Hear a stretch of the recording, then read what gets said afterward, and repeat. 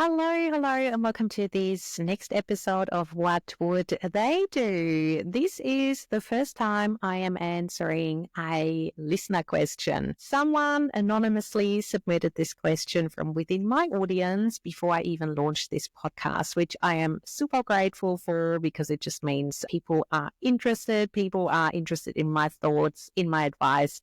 And I'm here for it. So today we are looking at this particular question. What would you do about having niched into an audience who I can connect with, get in front of, be trusted by, and offer valuable help to, but they don't have much money? My one-on-one coaching program is £450 per month for 4 months. I also have lower cost courses and programs, but I would like more people to sign up for my one-on-one coaching. Those that do tend to say that they have a great return on investment, but encouraging people who are struggling with money to sign up is a continual struggle. First up, you are not alone. In the coaching space, in the service provider space, it is generally a struggle to communicate value, to make people trust in the transformation that you can potentially help them with, and really making people understand that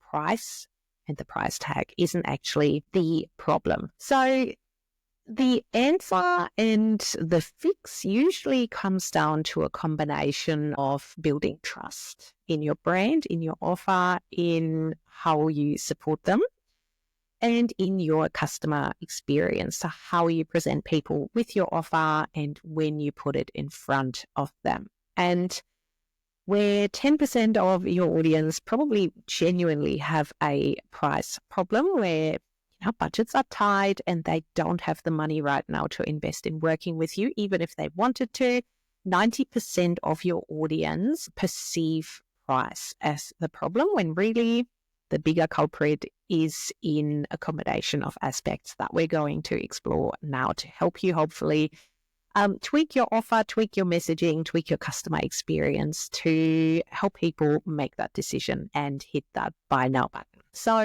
the pricing challenge, let's begin with that here. Why are people saying that they can't afford your offer? And really, we need to differentiate between genuinely not being able to afford your offer and working with you one-on-one, which, as I said, is probably 10% of your audience right now, and between not seeing the value in investing in your offer compared to other financial priorities. And it's not about the cost. It's really about aligning trust with timing and understanding the transformation that's on the other side and answering the so what. What's in it for them? Why do they need to act now?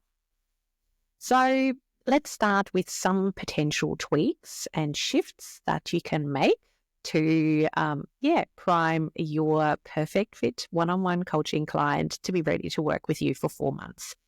So it all starts with messaging and trust building messaging, which is very important here. I know you said that a lot of your past coaching clients who have worked with you in a one-on-one capacity have seen amazing return on investment. So we need to leverage that in your messaging, in the way you sell and present your offer. So it's not you doing the hard sell, but it is past clients presenting future clients with their transformation and organically wanting the same for themselves. So how you can do that is by using past client results and testimonials in your marketing. So that can involve written case studies. It can be video case studies where past clients volunteer to record a little video for you.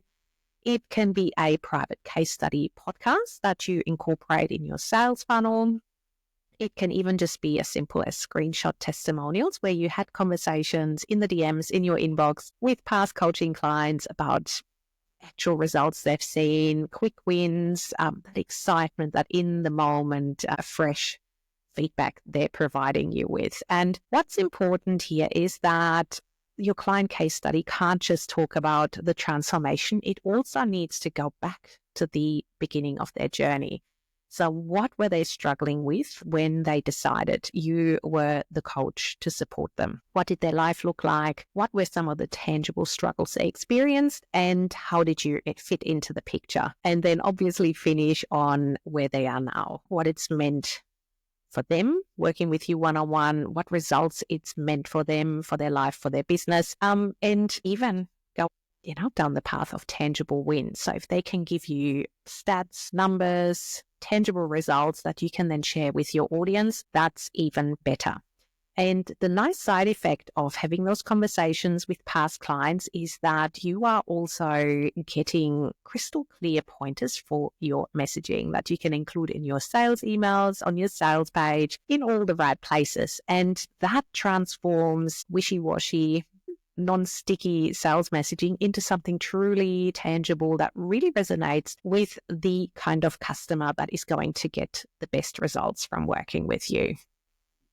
The other important thing here is, as much as people have a rough idea of what it might mean for their life or for their business if they're working with you one-on-one, it's often hard to put into concrete terms. So if you can do it for them on the sales page, in your sales emails, and really answer the question, what's the cost of not working with you one-on-one? What's at stake if they keep going it alone? That will shift everything. Because ultimately you are asking them to make that active decision. You are inviting them to decide and make a call, whether they want to take action, they want you by their side as they work towards their goals, or, whether they are happy to stick with the trial and error path. They're happy to waste hours researching and still not getting anywhere. They're happy to waste hours and hours of their precious time where they could actually do much more important things in their lives and in their businesses. It really comes down to answering that question. So have a look at your client case studies, the conversations that you have had with past one-on-one clients, and have a look what that would have looked like for them and incorporate it into your sales messaging. Next up, once you have really tied sales messaging and you're answering that, so what, why now? Then it really comes down to reducing the risk and making saying yes much easier. So that can happen via limited time bonuses, for example, where you set a little deadline, a genuine deadline. If you join and sign up to work with me one-on-one by that date, I even throw in XYZ bonus. And that bonus needs to be something really juicy, something really beneficial, something that is going to either fast track their results or amplify their results. And that often can be the invite that makes them decide whether now's the time. And if money's a problem, they're not going to join. But if they actually have the funds and they've been pushing excuses all along, then this limited time bonus might actually be what gets them to commit and gets them to take action. Another great way to reduce the risk, again, not being aware of your current sales process and enrollment process, is potentially introducing a free fit call where rather than just having a buy now button and they've actually potentially never really liaised with you one-on-one, you invite them for a free fit call, call it whatever you like, a free discovery call where you share how you can support them and they share with you what they're hoping to achieve. And in that call, you are going to very quickly find out, A, whether you're the perfect fit, and B, whether you can get people the results you're after. And that means you're only enrolling people who are actually set up for success. And that means, more case studies, more client results that you can then share in the future with future clients.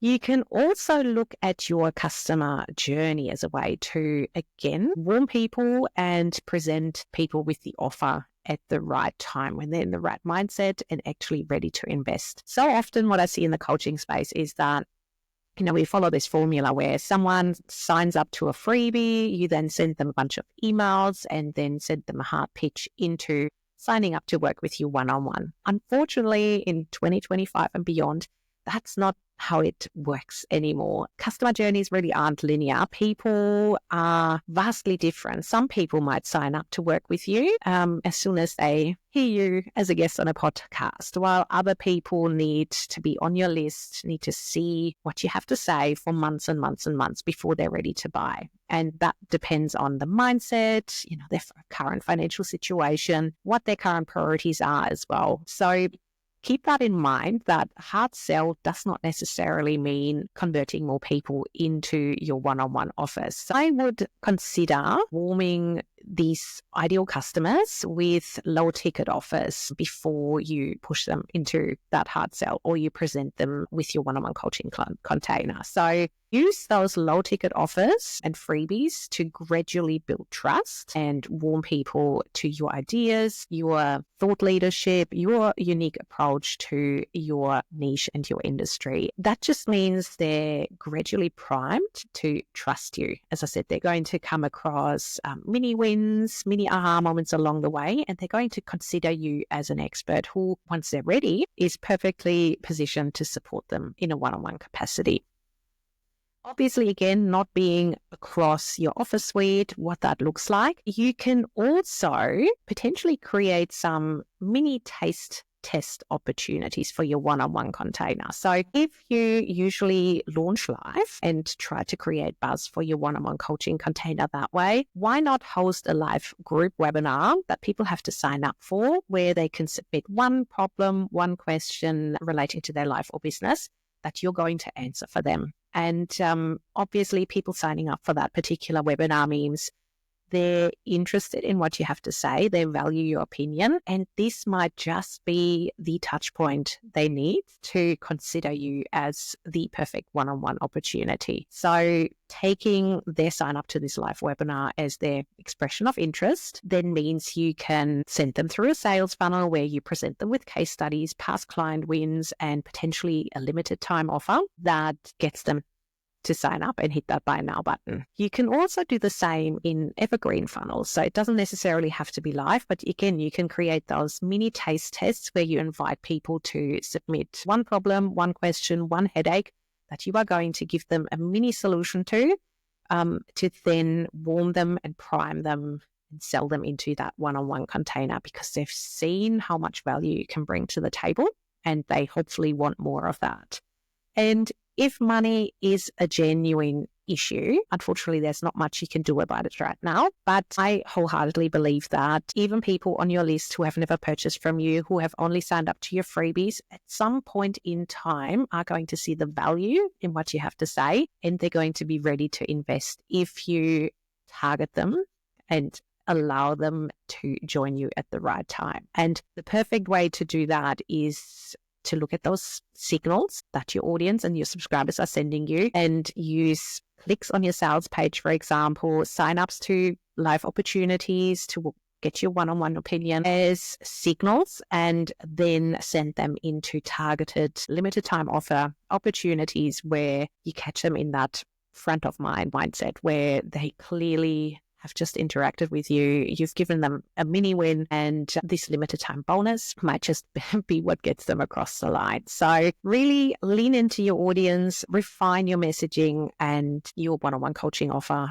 I strongly believe, is going to sell if you prime people correctly. So what I would love any listener who has experienced a similar situation to do is 3 things. I would love you to start with a closer look at your current messaging. So how are you currently selling your coaching offer? Are you building trust before you drop the offer on your audience, before you're inviting them to buy from you? Are you really painting the transformation and what's on the other side of that buy now button in a crystal clear picture, in tangible language that your audience can relate with? And are you answering that, what's in it for them? What's the cost of not acting now? Why is it important for me to be part of this right now? Next up, I would love you to look at your current customer journey. So are you actually priming people to feel ready to buy? Are you gradually building that trust? Selling before people are ready? Are you selling to anyone on your list, anyone who hasn't even shown any interest in your offer? Or are you waiting for subscribers to send you that signal that shows you, I'm interested, I'm curious to find out more? So have a look at your customer journey and how you can potentially include more trust building opportunities and really let your audience drive their journey through your offer suite. And last but not least, how can you reduce some of that friction? Can you work with more flexible payment plans? I know the listener who submitted this question had 4 monthly payments. Can you make it even more achievable for people? Which bonuses or extra opportunities can you link to a limited time offer to create that genuine urgency to make a decision right now?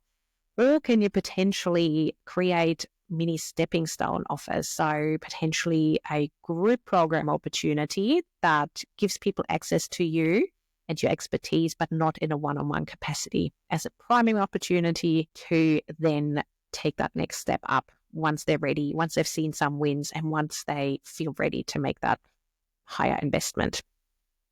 So if you have your own burning customer experience question or headache or obstacle that you would love myself or a special guest expert that I'd invite to answer, then you can head to the link in the show notes and submit your question there, either anonymously, or if you love a shout out in the episode, you can also leave your details for a little backlink to your website. If you enjoyed this episode, I would love you to subscribe, leave a review, and share it with your people, so even more savvy business owners like you catch onto this interactive podcast concept. Thanks for tuning in, and see you in the next episode.